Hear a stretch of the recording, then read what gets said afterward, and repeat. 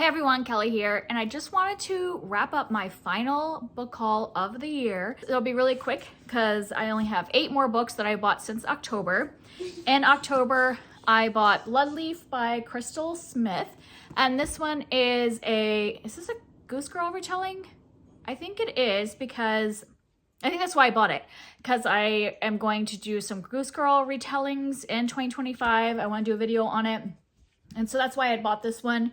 But I really don't remember anything else about what it's about. I just remember it showing up on that as a retelling. It's a fantasy series, I think a duology. So I'll pick that one up when I do that video. Then I got a couple of nonfiction books. I got Unraveling What I Learned About Life While Shearing Sheep, Dyeing Wool, and Making the World's Ugliest Sweater by Peggy Orenstein. And this took place during the COVID pandemic. And Peggy wanted to cope with a series of shifts in her family life.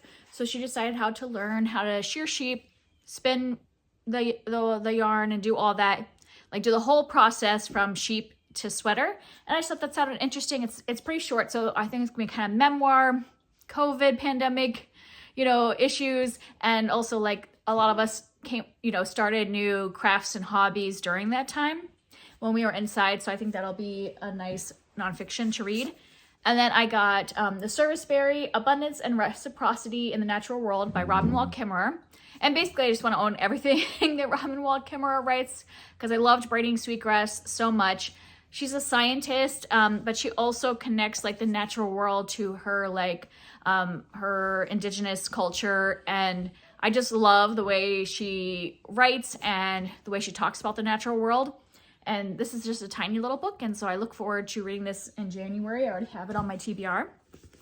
And then I have a continuation of a series. I picked this up as soon as I finished Half a Soul. This is 10,000 Stitches by Olivia Atwater. This series is like Regency fairy tales, so it takes place during like Regency time and has all the the balls and all of the like social etiquette stuff, but then it has like fairies and like magicians and all that. And I really loved the first book, so I went ahead and picked up a second one. I think these are companion novels because this seems to have different characters in it, but it does have like a repeat character that was in the last book, I believe. Yeah, so and like one of the fairy characters is a repeat character, so I am excited for that one. And then because I just have to buy everything that T. Kingfisher has ever written, I picked up Illuminations, and this one was one I just had not purchased yet. And from looking into it, it looks like this is actually a young adult or middle grade novel, and she usually publishes those under her real name, Ursula Vernon. But I think this one was just dark enough that they... Sorry, that's my daughter drinking out of her milk. I think it was just dark enough that they didn't end up publishing it under that name.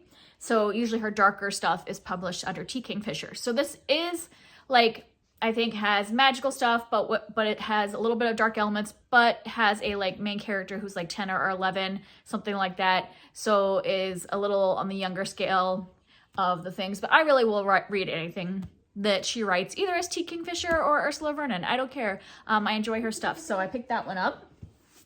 And then I bought The Nature of Witches by Rachel Griffin, and I had read her other book, and now I'm forgetting what it's called. This was her first novel, I think, and then I read her second novel in October, and I really enjoyed it. I thought it was a lot of fun. It was just it was kind of young adult, but older young adult, they're college age, and there was magic and witches and a lot of connection to nature. And I think this one is also similar. This is witches that have maintained the climate. So I think that these witches can control storms and some of the weather and all that. And they're very season-based witches.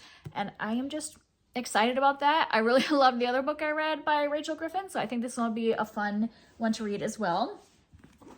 And then I picked up An Ember in the Ashes by Sabaa Tahir. I've seen this series around a lot over the years. I don't remember when did this one come out. It's not brand new. 2015. So I've seen it around. Oh my gosh, that's gonna be 10 years from now. I didn't realize it had been around that long, but yes, it's been around for a while. And they got these new covers, which I think are gorgeous. They're kind of tall as well. And I was always going back and forth of whether I was interested in reading this series. And then it came up in like a podcast that I listened to, and I was like, okay, I think it's finally time for me to pick up the book and start it. I do like to read things after the whole series is already out, so we know there's a conclusion, and these new covers are really beautiful, and so I might just like, I think you could see on the back all of the covers, so I think they're really pretty. So I think I'll probably read this one soon so that I can know if I want to buy the rest of the series, so I can make sure I get them in these covers. And they have like cool like sides too. So I'm assuming that this makes a picture when they're all next to each other, would be my assumption. So I picked that one up to give that series a try. And then something that just showed up a couple days ago is The Forest of a Thousand Eyes by Frances Hardinge, illustrated by Emily Gravett. And this is a novella that's heavily illustrated. I showed some illustrations when I talked about it in my January TBR, but there's another one. They're all in green tones. I still haven't read what it's about, so let's just like read real quick the first paragraph, the synopsis. It says, the hungry forest is moving forward like an army, a constant threat to the humans living on the narrow, crumbling wall. Feather, accompanied only by her scaled ferret, Sleek, must avoid its many dangers in order to fulfill her mission.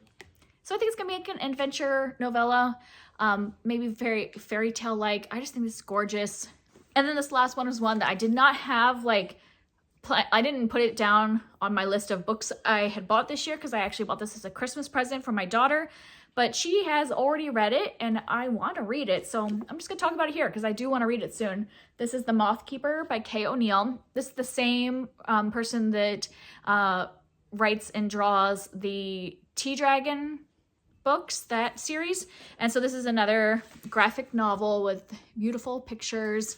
And I think it's about a person who is, I think they take care of moths, protector of the moon moths.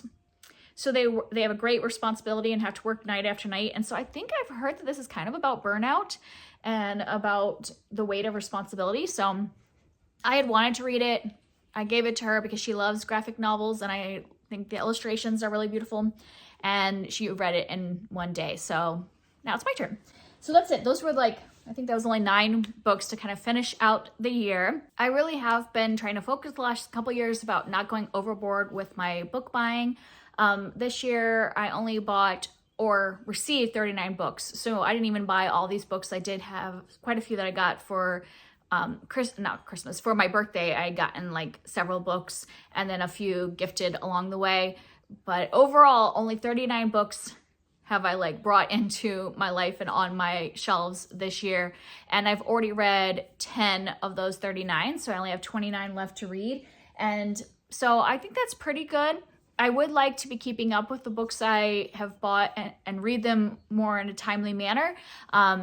Because I know my reason why I have so many unread books on my shelves, I think I have like 200, is that when I started BookTube, like back in like 2018, I bought lots of books. Like back then I would buy like 100 to 200 books in a year. And that's just like not feasible to have read them all, even though I was reading kind of maybe about 100 to 150 books a year back then. It's still like, I was reading library books and I was reading newer releases. And so I just was getting too many books into my life at one time. So I'm trying to, be a lot more conscious about what I am buying. So I only want to be bringing books into my life and onto my shelves that I'm really interested in reading. So of those like 39 books I got this year, I still have 29 left to read, and they're all ones that I'm still really interested in. But yeah, there have been a lot of books. When I started putting books on my shelf and getting them out of boxes, I have like 3 boxes of books that I'm getting rid of, because there are books that I bought back in like 2019, 2020 that I got them really cheap at like thrift stores or whatever, and then I just didn't really actually have that much interest in reading them. So I want to get to where I'm only having books on my shelf that I'm interested in and only buying books that I really want to read soon. So that's it for me. I will see you next time. Bye.